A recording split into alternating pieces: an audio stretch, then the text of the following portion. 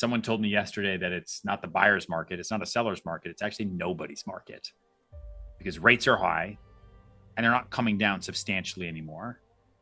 And so if there's a normal we're all looking for, it's not an old normal and it's not even a new normal, right?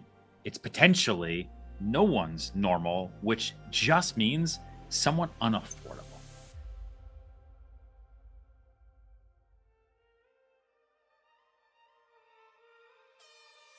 We're having bigger life discussions with people regarding their real estate wants and needs than we've ever done before. I think we're seeing multi-city living become almost normal. People aren't choosing just one city anymore to domicile in, right? They're choosing portfolios of cities, almost the same way you would choose a stock portfolio. I think that's the biggest shift in the luxury American housing market that we've seen in 50 years. I don't think that's new information, but it is new in terms of how we help people move.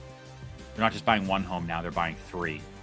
I'm not nervous at all about luxury. I'm more nervous about the silent affordability crisis, right? Not just in housing, but in everyday life. Wage growth isn't keeping up with the cost structure of modern America. I think that consumers are relying too heavily on debt to maintain lifestyle norm. And I think if rates stay higher for longer, I think household strain, regardless of whether you're buying or selling real estate, becomes probably the biggest economic story of 2025.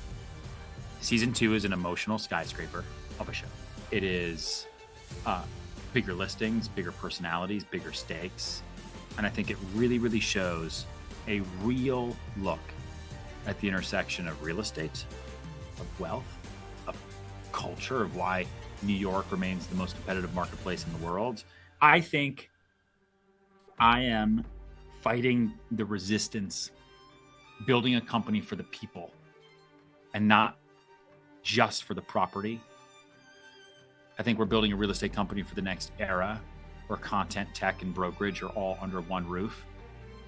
I think owning Manhattan on Netflix is the window into that. I think Serhant, our company, is the engine, and I think America is our runway.